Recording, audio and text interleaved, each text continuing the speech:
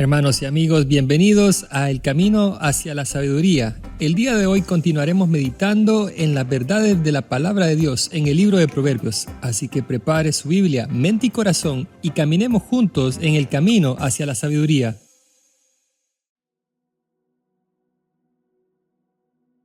Bendiciones, amados hermanos en Cristo, y a todos los que hasta aquí han llegado. Estamos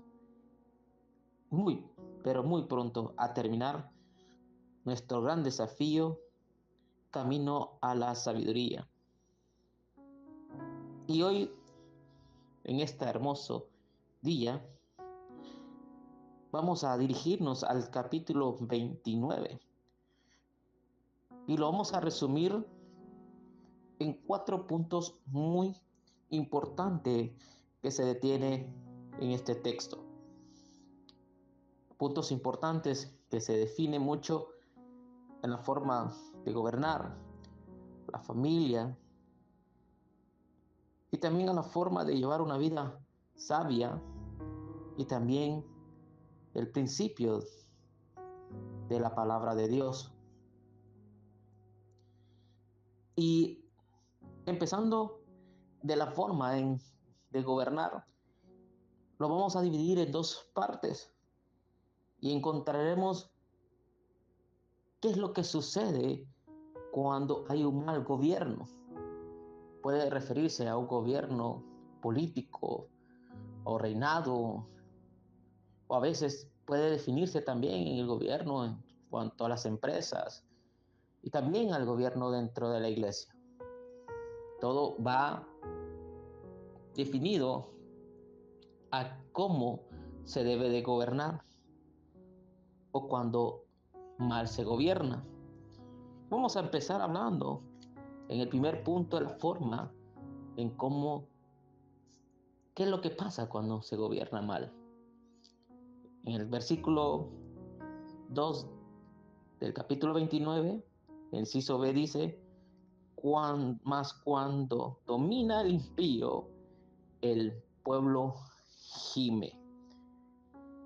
Cuando el impío gobierna, el pueblo gime, o sea, grita, llora, porque ahí en ese lugar, en esa nación, en ese país o en esa empresa, o podemos mencionar lo que hemos dicho anteriormente, no hay un buen gobernante, sino una persona impía, dispuesta a explotar, a ser dominante, imperioso, en la cosa que todo lo que él requiere, eso sea para él, y enriquecerse a sí mismo y ver a los demás pobres, necesitados. Así pasa hoy en las iglesias también.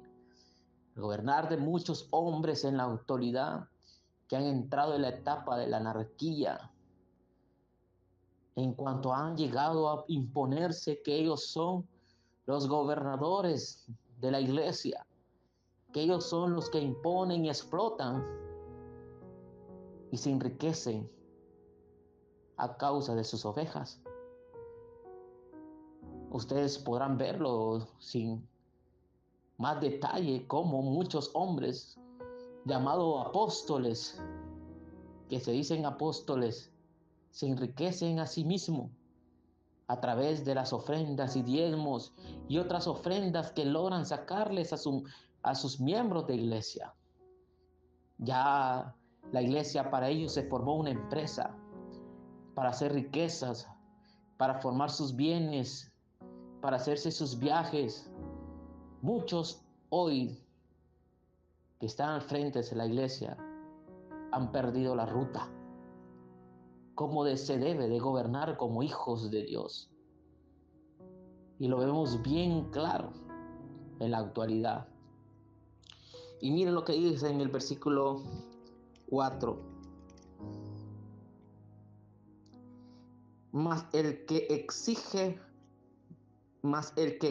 presente la destruye.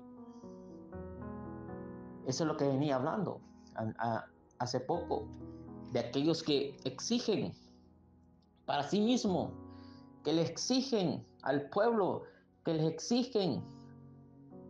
Uno solo se piensa cuando un político va en su proceso para llegar a las elecciones presidenciales o gubernamentales, en puestos dentro de la política, van y le exigen a las personas que trabajan, que vayan y consigan votos, si es posible que vayan a lugares o tumbas para sacar más votos, exigen para alcanzar ese puesto. Pero lo que no saben, que esas exigencias a veces traen destrucciones al país, traen destrucciones a la nación. Ya vemos a veces miembros de iglesias involucrados en estas situaciones políticas. Dios nos mandó a sujetarnos a las leyes terrenales.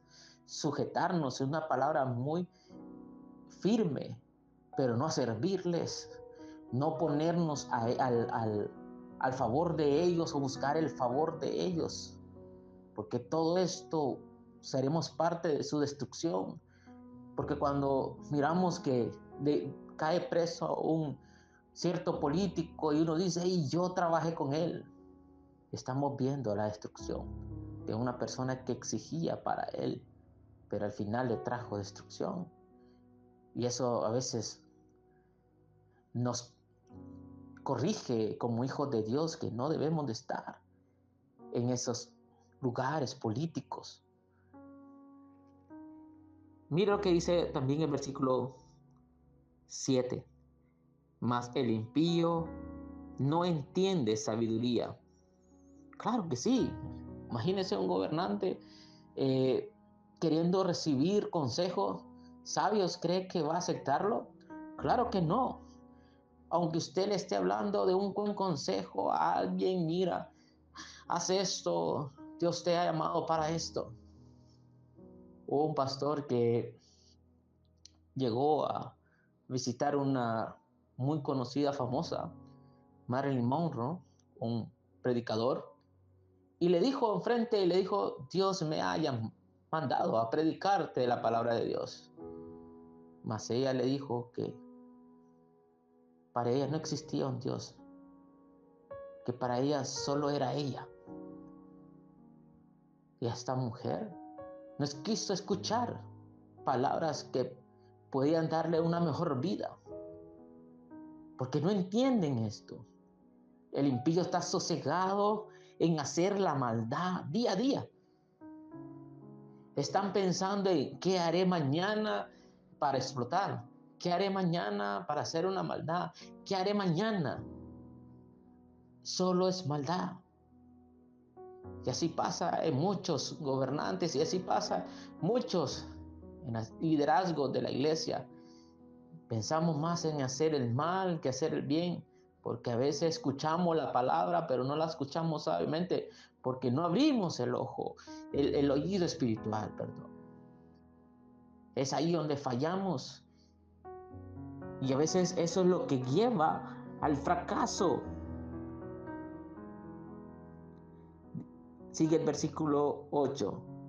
Los hombres escarnecedores ponen la ciudad en llama.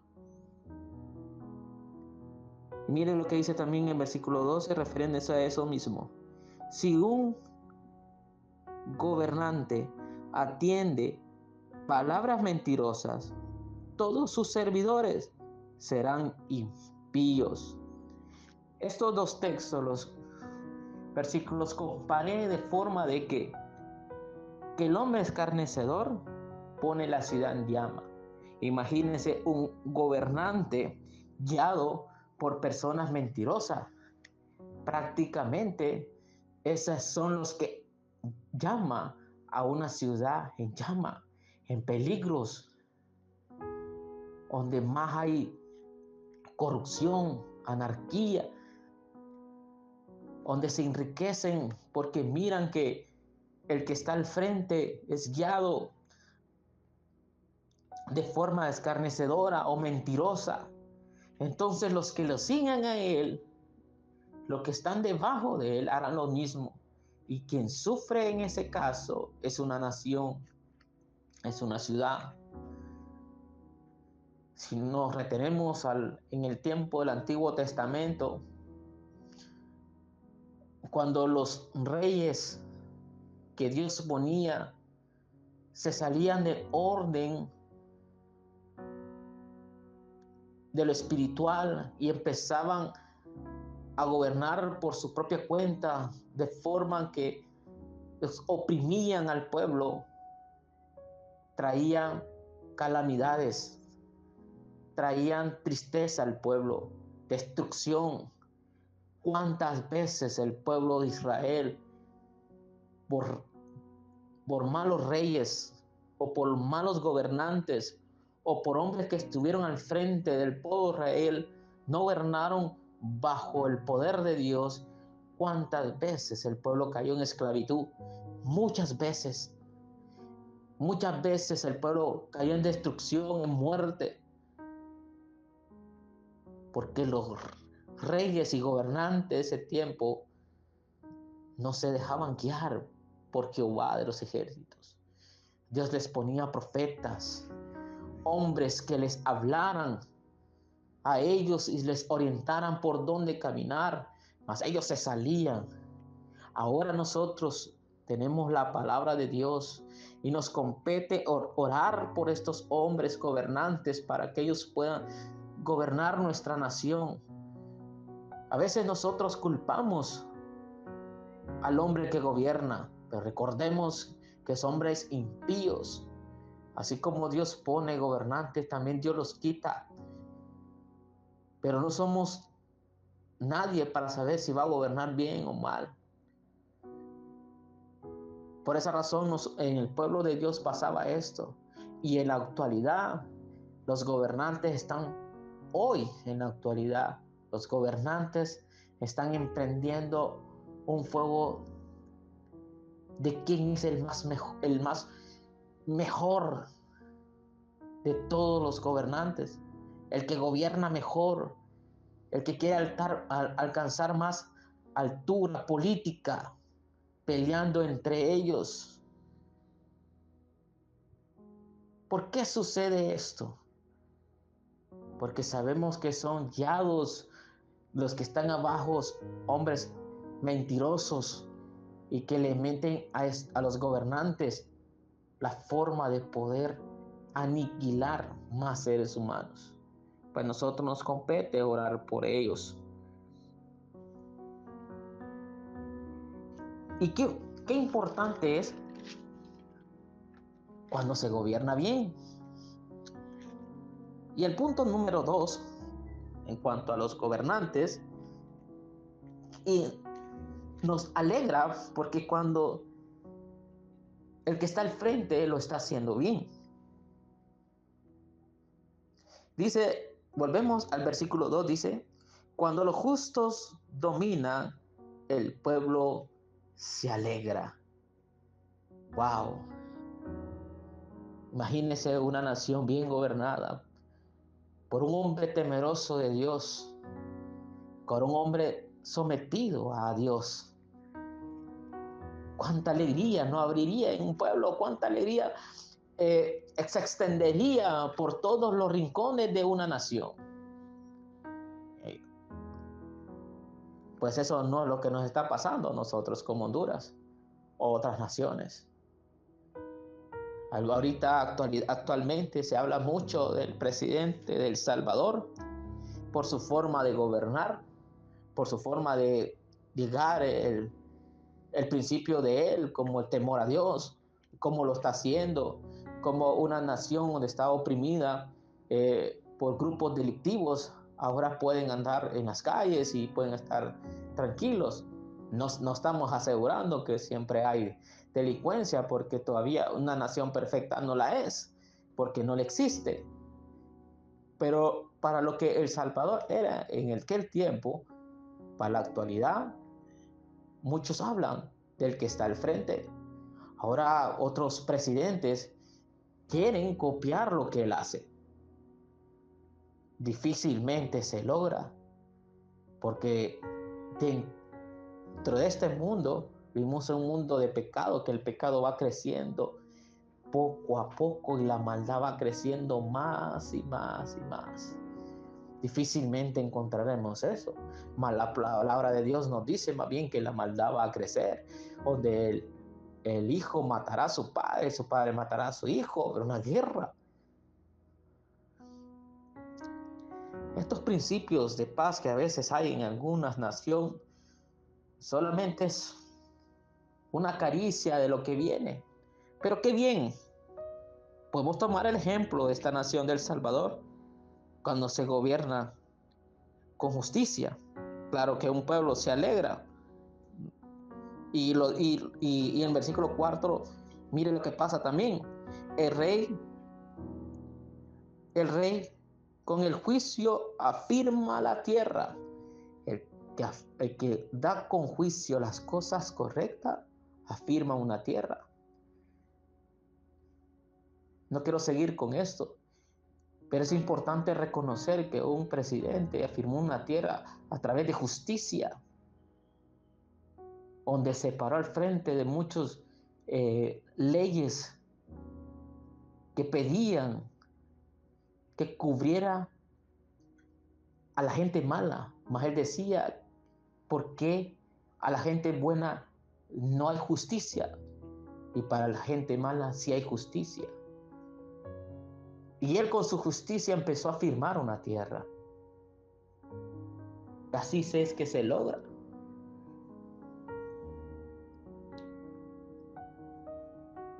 Mucho tiempo atrás, los reyes que se encontraban trataban de alcanzar esa firmeza. Pero algo importante del rey Salomón que nos instruyó este libro, cuando Dios le preguntó qué es lo que él más quería, ¿sabe qué dijo el rey Salomón? Pidió sabiduría para gobernar. Y como el pastor dijo en un momento en el mensaje, pastor Marlon Saldívar, si fuéramos nosotros en este momento pediríamos riquezas, bienes, viajes, pero el rey Salomón pidió solo una cosa: sabiduría para poder gobernar.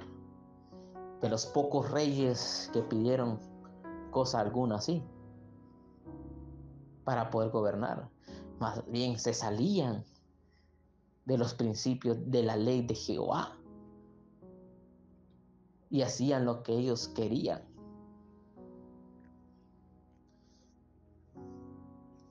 Mire lo que nos sigue hablando cuando el que hace lo justo, el gobierna lo justo, lo que puede traer. ¿Conoce el justo la causa de los pobres? Claro que sí, cuando alguien gobierna justamente, conoce las necesidades que tiene su nación, las necesidades que hay allí. Así puede pasar dentro de la iglesia cuando se gobierna bien, conoce las necesidades de sus ovejas, de todo. Cuando se hace lo justo, o el que hace lo justo, conoce la necesidad del pobre y va y da. Y esto no solo viene a los gobernantes, traigámoslo nosotros también. Cuando nosotros tenemos nuestras empresas o cuando tenemos bienes, hay que ser justo y ver las necesidades que podemos encontrar, tanto con las personas como el prójimo y tanto como el empleador en este caso. Hay que ser justo. Y así nos damos cuenta de las necesidades. Cuando estábamos en un tiempo, estaba pequeño, mi padre trabajaba en lo que es la impresión o imprentas, conocidos. Y yo siempre he resaltado la humildad de mi padre al dar al que necesita sin saber. A veces se ponía a platicar con alguien Y tal vez yo creo que ni por cerca mi padre sabía que esa persona tenía necesidad. Y mi papi se metía su mano derecha en su bolsa y de él sacaba 100, a veces 200, a veces 300 lempiras y se le entregaba a esa persona. ¿Y sabe qué pasaba, hermano y amigo? Aquella persona decía, wow, gracias. No sabe cuánto lo necesitaba en este momento. ¿Sabe qué? No tenía ni para comprar un huevo para mi familia. ¿Sabe? No tenía ni para ir a mi casa y volver a mi trabajo. Sorprendentemente esto sucedía. Pero ¿sabe qué hace sentir eso? Es el Espíritu de Dios en nosotros. Cuando hacemos lo justo, cuando hacemos lo recto, Dios nos abre los ojos y vemos la necesidad de las personas. Así debería ser como los que gobiernan. Dice el versículo 8 ahí también, mas los sabios apartan la ira. El que es sabio, el que gobierna con sabiduría, aleja la ira de donde esté o como esté. Qué bonito es cuando se gobierna bien. Qué bonito es cuando lo hacemos, se hace bien las cosas. Trae recompensa, no solo espiritualmente, también le puede traer recompensas económicas, le puede traer recompensas emocionales, personales, en la cual lo puede hacer una mejor persona día a día. Pero hay que hacer lo justo y lo recto delante de Dios primero para poder hacer lo recto delante de donde nosotros nos encontremos. Y vamos a ver la respuesta. Gobernemos bien. Y vamos al punto número 3. Y esto se define a la familia. Y anteriormente, en el devocional anterior, hablábamos de esto. La vara y la corrección dan sabiduría, mas el muchacho consentido avergonzará a su madre. No sé si se acuerdan cuando nosotros hablábamos referente a corregir al niño con vara en el versículo 23. Hablamos en el capítulo 23, hablamos de cómo corregir a nuestros hijos. Pero miren lo que trae y vuelve a repetir la vara. La vara, como les decía, significa esa firmeza para poderlo hacer. Y eso traerá sabiduría. Pero miren más, el muchacho ese consentido trae vergüenza a su madre. Y qué triste cuando muchos hijos son muy consentidos. Y eso sucede más en las madres porque a veces están que cuando el padre va a castigar, no le vas a pegar a mi hijo. Que cuidadito me tocas a mi hija. Antes que lo vayas a tocar, pensalo porque aquí va a haber problemas. Qué tremendo cuando la mujer se mete en el castigo del padre. Mas no sabe que ese niño consentido le puede traer vergüenza. Porque en las noticias salen las madres llorando y mi hijo era un buen muchacho. Y lo acababan de matar asaltando a otra persona. ¿Se imagina, amado hermano, madre? Dejemos y hagamos lo correcto, corrijamos mucho al muchacho para que él pueda tener sabiduría. Mira el versículo 17. Corrige a tu hijo y te dará descanso y dará alegría a tu alma. Cuando un hijo es bien corregido, trae alegría. Y yo sé que sí, hermanos. Yo sé que ustedes verán que si ustedes guían a sus hijos por el buen camino, se sentirán alegres viéndolos cantar al frente, predicar, verlos enseñar en escuela dominical, evangelizar, ser misioneros en otras naciones. Cuánta alegría nos causará un hijo así. Entonces sí lo trae. Pero primero, antes de eso, hay que saber corregir. Y para terminar, en punto número 4 importante, y este es el cierre importante que quiero ser reflectivo para todos nosotros, y me uno también. En versículo Y esto nos habla a nosotros como iglesia, hermanos. Versículo 18. Sin profecía el pueblo se desenfrena, mas el que guarda la ley es bienaventurado. Sin profecías el pueblo se desenfrena. Cuando no hay palabras, cuando no se habla de lo que está allí en la palabra de Dios, de las profecías que van a suceder, cuando se deja de por lado que Cristo viene pronto y nos inclinamos a puntos importantes que nos acerca a ese principio del evangelismo que Dios nos ha mandado a hacer, y por todo el mundo y predicar el evangelio a toda nación, recordando que no solo se necesita ir a un país o X país, su nación puede ser su vecino, puede ser su compañero de trabajo, su compañero de universidad, su compañero de colegiatura, de escuela. Si nos olvidamos que esas son las naciones que debemos de predicar, nos olvidamos que esos son los lugares donde debemos de ir, son cada uno de los que están ahí, que se le puede predicar y predicar las profecías de lo que está hablando la palabra de los principios de dolores que vendrán.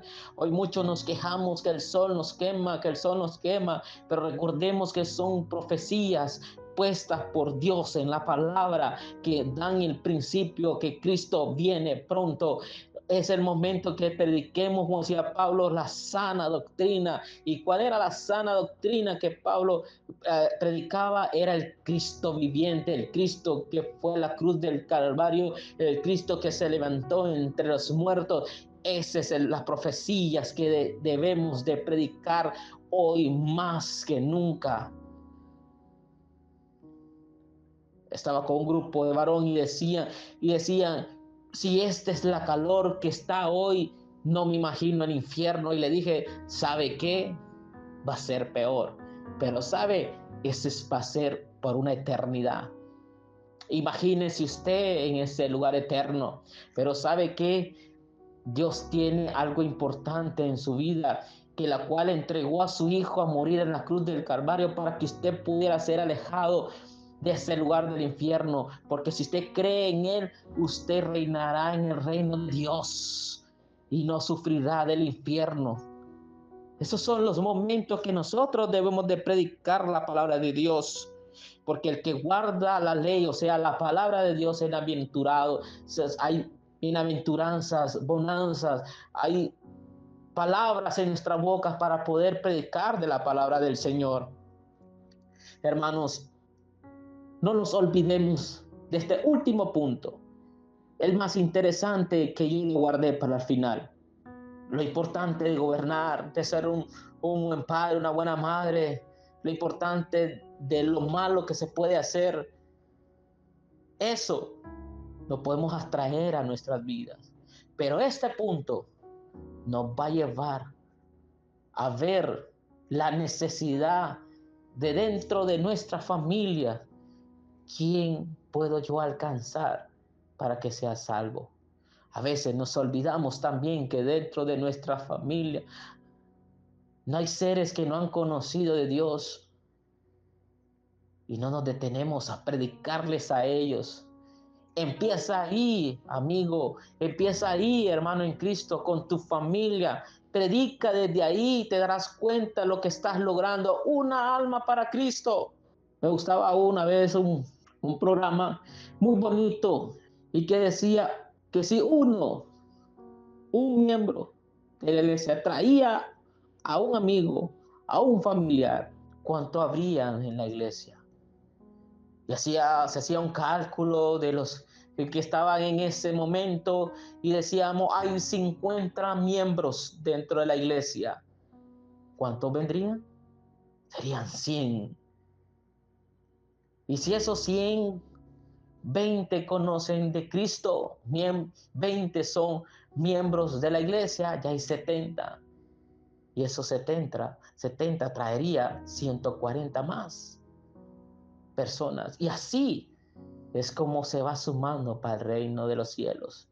Empecemos por nuestra familia a predicar del evangelio, y empecemos a hacer números para el reino de los cielos. No deje las profecías de Dios, porque sin profecía un pueblo se desenfrena, un pueblo se desvía de los principios espirituales. Que Dios les bendiga. Mi nombre es Abisaí García y para mí ha sido una bendición ser parte de este gran reto de camino a la sabiduría.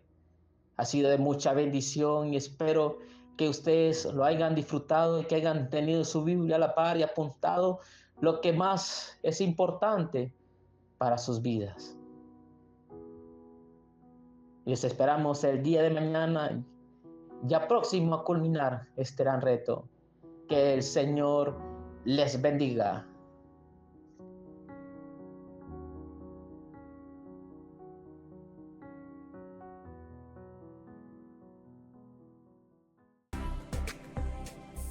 Gracias por acompañarnos. Le invitamos el día de mañana para que sigamos juntos meditando en la palabra de Dios, en el camino hacia la sabiduría. Bendiciones.